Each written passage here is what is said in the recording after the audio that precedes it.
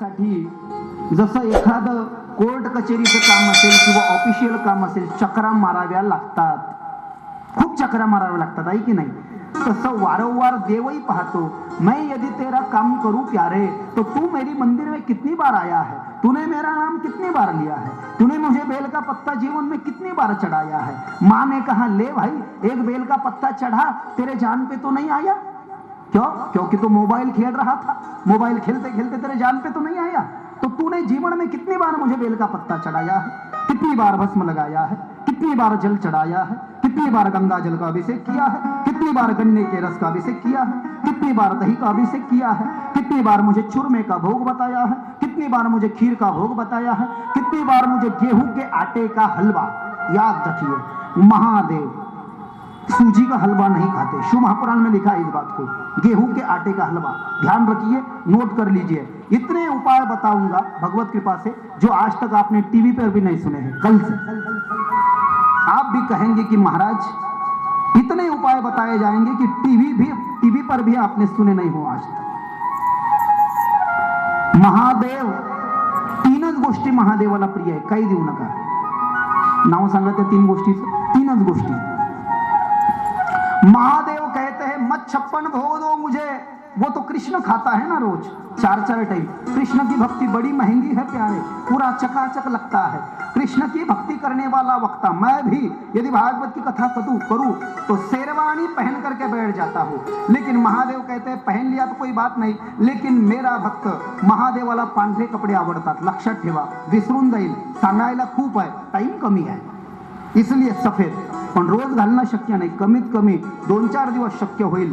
सगळ्या माता मावल्यांनी एक नियम लक्षात घ्या, महादेव की पूजा करते वक्त सफेद वस्त्र पहनना चाहिए, कथा सुनते वक्त सफेद वस्त्र। शिव महापुराण में इस बात को लिखा है। महादेवाला आवडतो पांढरा रंग, पवित्रो समता शुभ्र वर्णा, पांढरे कपडे घालून कथा ऐका। एक नियम लक्षात घ्या, लिंग पुराण आणि शिव महापुराण ऐकायचा, पांढरे कपडे घालून कथा ऐका। एक, रुद्राक्षाची माळ गळ्यामध्ये घालून कथा ऐका। 2, आणि कथा ऐकताना पांढरे कपडे घातले 1, रुद्राक्षाची माळ घातली 2, आणि भस्म या 3 बोटांना भस्म लावा।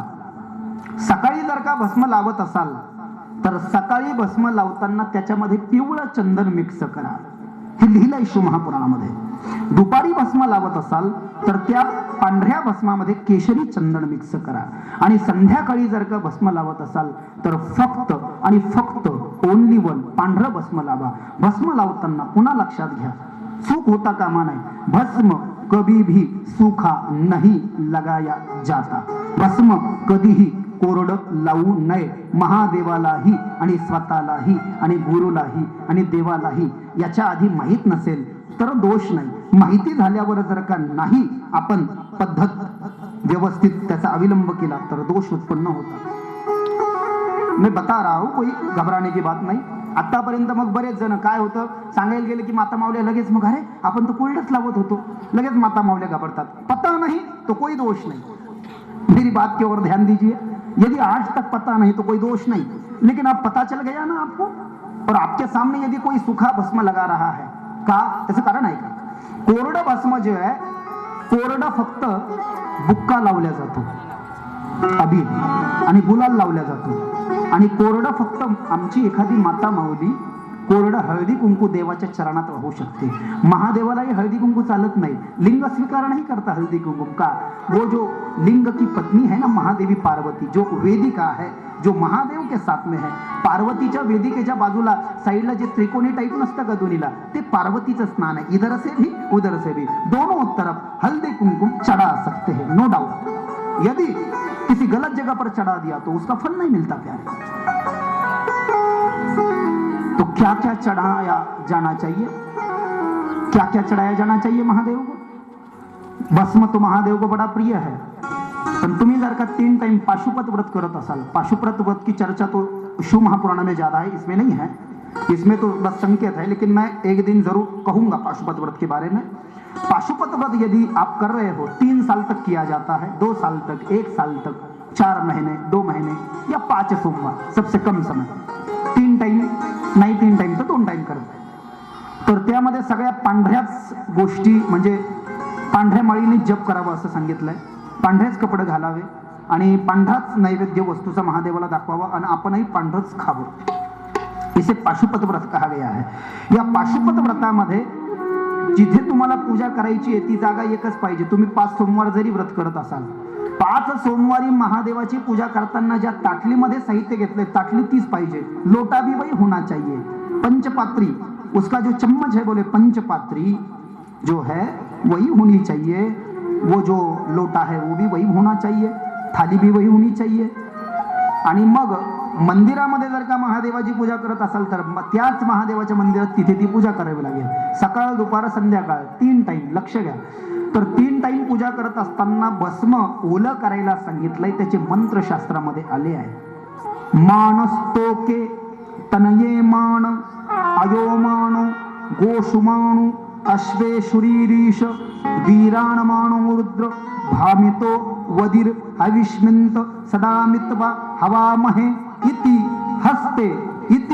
हस्ते भस्मम ग्रहित्वम जलमश्रितम क्रत्वा. म्हणजे इकडे ऑलरेडी पाणी घ्या म्हटले. हा मंत्र आहे ना त्याचा भस्माचा. मग मंत्र जर का सांगतोय ओलं भस्म लावा तर आपल्याला कसं बिना कोरडं लावायला चालेल. पहिले डाव्या हातावर पाणी घेऊन ठेवा आणि भस्माचा जो चौकोन आहे तो घ्या म्हटले त्याच्यावर उसको घिसो. इति हस्ते भस्मम ग्रहितमम जलमिश्रितम क्रत्वा. भस्म ओलं केलं. सकाळी पूजा करताय ना महादेवाची. हा, सकाळी पूजा करत असताना या डाव्या हातावर घेतलेल्या पाण्यामध्ये भस्म ओलं केलंय की नाही. पण पूजा सकाळी करताय 12च्या आधी. लक्षात ठेवा, पूजा सकाळी 12च्या आधी करताय. भस्म ओलं केलं. त्या ओल्या भस्मामध्ये थोडंसं कणभर पिवळं चंदन टाका आणि पिवळं चंदन टाकून या 3च बोटानं महादेवाला ऐसे भी लगा सकते हो या जैसे भी हो. ये सीधे हाथ से आना चाहिए. डावीकडून उजवीकडे आलं पाहिजे. डावीकडून उजवीकडे आलं पाहिजे. या बोटाचा प्रयोग केला जात नाही का. हे बोट पित्रांचं बोट आहे. या बोटानं जर का कधी भस्म लावलं, पुन्हा सांगतोय माहिती नाही तर टेन्शन घेऊ नका, पण आता माहिती झालं ना. हे बोट, हे जे बोट आहे या बोटाने ऐका, एखादी माता माऊली तुम्ही भाऊबीजेला भावाला ओवाळताना तर भावाला सुद्धा या बोटानं गंध लावायचा नाही. सगळ्या माता माऊली ऐका, या बोटाने नाही या नाही. तुम्ही जर का तुमच्या पतीला गंध लावत असाल माता माऊल्यांनो, किंवा एखादी बहीण आपल्या भावाला गंध लावत असेल तर या बोटानं गंध लावायचा. मला जर का दुसऱ्या कोणाला गंध लावायचा आहे, एखाद्या व्यक्तीला दुसऱ्या व्यक्तीला गंध लावायचा आहे तर या बोटानं गंध लावायला सांगितलंय शास्त्रामध्ये. हे जे बोट आहे पिंडस्थ पीतराह चंदनम स्वदा. ये जो उंगली है ये पितरों की है. बस पितरों में प्रयोग की जाती है. भस्म को नहीं चलती, अन्य चंदन को भी नहीं चलती. म्हणून या बोटानं पित्रांना गंध लावायचा आहे फक्त. आणि राहिले आता करमणी तर चालतच नाही. हे 4च बोट. दुसऱ्याला आपण दुसऱ्याला लावायचं या बोटानं पित्राला, या बोटानं स्वतःला, स्वतः करता या बोटानं. आणि या बोटानं ऐका, हे जे बोट आहे या बोटानं नीट ऐका आता, या बोटानं तुम्ही पण आणि मी सुद्धा या बोटानं तुम्ही सगळ्या देवांना गंध लावू शकता. महादेव को अष्टगंध चढ़ा सकते हैं, चंदन लगा सकते हैं. भस्म तो 3 उंगलियों से आ जाएगा ना, लेकिन इसी एक उंगली से चंदन लगाया जा सकता है. कृष्ण को भी, बाके बिहारी को, रामलला को, तिरुपति बालाजी को, दत्तात्रेय के चरणों में, हर किसी के चरणों में, माता रानी के चरणों में, गणपति भगवान को यहाँ पर इस उंगली से. और घर पे कोई संत आ जाए, कोई गुरुदेव आ गया, तुमचे गुरु घरी आले, संत घरी आले तर गुरुला, देवाला आणि संताला, 3 जणाला, गुरुला, संताला, देवाला, किंवा देवाला, गुरुला आणि संताला या बोटाने गंध लावायचा आहे. कीप रिमेंबर, लक्षात ठेवा. 3 उंगलियों से भस्म आ गया है. याच बोटानं देवाला वगैरे गंध येईल. गणपती असू द्या, शंकर असू द्या, विष्णू असू द्या, या बोटानं स्वतःला गंध येईल. या बोटानं फक्त पिंडांना, या बोटाने समोरच्यांना, या बोटानं माता माऊली फक्त समोरच्या बाईला कोरडं हळदी कुंकू लावू शकते. या बोटानं बुक्का कोरडा लावला जाऊ शकतो. याच 3 बोटानं जे आहे गुलाल कोरडा लावला जाऊ शकतो. गुलाल सुद्धा 3च बोटाने सांगितला. या बोटाचा प्रयोग गुलालामध्ये केला जातो. करू नाही तो ऐसा भाव आहे. हे जरी आपण अंमलात आणलं, याला म्हणतात रिअल ट्रीटमेंट. ट्रीटमेंटचा फरक केव्हा पडतो, एखादा डॉक्टर जास्ती आवडतो. लोक म्हणतात त्यांनी नाही का आमच्या पोराला हात जरी लावला तर गुण येतो का, कारण त्याच्यामध्ये परिपक्वता आहे, परफेक्शन आहे की नाही. परिपक्वता आणि परफेक्शन असल्यामुळे त्याला ते माहिती आहे. न्यूनता त्रुटी जर का राहिली तर त्याचं माहिती होत नाही. अब हम भी ये चंदन लगाते हैं, घरच्यांना माहिती आहे. तर या तीनच बोटानं वास्तविक पाहता मी 2चं एकत्रित 3 केलं, म्हणून याचा प्रयोग करावा, पण नाही केलं चालेल. बघ कमीत कमी हे 2 स्वतःला लावायचं असेल. अब जो मैंने लगाया है त्रिपुंड, चंदन लगाने की भी पद्धत है. हे जे गंध आहे आम्ही भागवतात लावू शकत नाही, कारण नियम वेगळे आहे, संप्रदाय, प्रत्येक संप्रदायाचे गंध वेगळे आहेत. परत आपल्याला वाटत असेल टीव्हीवर आपण महाराज पाहतो, आस्था चॅनल संस्कारवर, प्रत्येकाच्या गंधाचा पोर्शन वेगळा आहे, क्रायटेरिया वेगळा आहे, पोझिशन वेगळी आहे, कंडिशन वेगळी आहे. का वो कोई मॉडल थोड़ी है, कोई स्टाइलिस्ट थोड़ी है, नहीं. उनके आश्रमों का वो नियम है, त्यांच्या आश्रमाचा तो नियम आहे.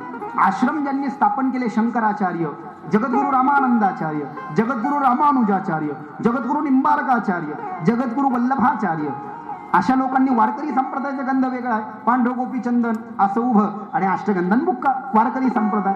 मैं तो वारकरी हूं इसलिए ये मेरा बुक्का आ गया अभिर, लेकिन मैं वृंदावन वासी हूं तो मुझे ये चैतन्य गौड़िया संप्रदाय का ये नीचे और ये ऊपर वैष्णव. वैष्णवोत्तर म्हटली अशी उभी रेष आली पाहिजे. ऊर्ध्वपुंड्रम मृदा कुर्यात, विष्णू पुराणातला श्लोक आहे. ऊर्ध्वपुंड्रम मृदा कुर्यात भस्मानाम तुम त्रिपुंड्रकम. तुम्ही जर का वारकरी आहात ना, वारकरी म्हणजे पांडुरंगाची भक्ती करणारा, रामाची भक्ती करणारा, कृष्णाची भक्ती करणारा, विठ्ठलाची भक्ती करणारा, कंपल्सरी जर का वैष्णव माणूस आहे, राम कृष्ण विठ्ठल पांडुरंग दत्तात्रेयाची भक्ती करणारा, त्याला हे उभं आलंच पाहिजे म्हटले. आणि शंकराची करतो ना, भेदभाव नाही, पांडुरंगाची करतो म्हणजे शंकराची करून असं नाही, दोघांची करावी, मग दोघांना टच द्यायचा, म्हणजे अर्धा पूर्ण वैष्णव झाला. आणि मग सोबत कोण झाला म्हटले, शैव सुद्धा झाला. अब ये शिव महापुराण लिंग पुराण है तो ये हमारा तिलक आ गया. हम भागवत यदि करते हैं, रामायण करते हैं, तो फिर ये 3 जो है ये चला जाता है, इसको नहीं लगाते, ये तो कंपलसरी रहेगा. लेकिन इधर 4-5 लाइन आ जाएगी, उसको कहते वैष्णवों का खड़ा तिलक, जो कि हम भागवत में लगाते भी है, अन्य महात्मा लोग भी लगाते होंगे. म्हणून याचे नियम माहिती असणं आवश्यक. उपाय करताय आपण, खूप उपाय ऐकत आहोत, उपाय सांगणाऱ्यांची कमी नाही, उपाय खूप सांगतायत, सगळेच सांगतायत. पण उपाय लिहून घेतल्यानंतर, ऐकल्यानंतर सगळेच उपाय जर का सोबत करू लागलो तर एक तरी उपाय आपल्याला फळ देईल का, आधी याचं उत्तर स्वतःला विचारा. एकामागे एक असतं. आपण शाळा शिकत असताना, कॉलेज शिकत असताना अभ्यास करतो, 7-8 महिने करतो, वर्ष 2 वर्ष करतो, पण अभ्यास केलेला आहे म्हणून एकाच पेपरमध्ये सगळे विषयाचं लिहून टाकतो का? वेगवेगळ्या दिवशी ते लिहितो ना, तसं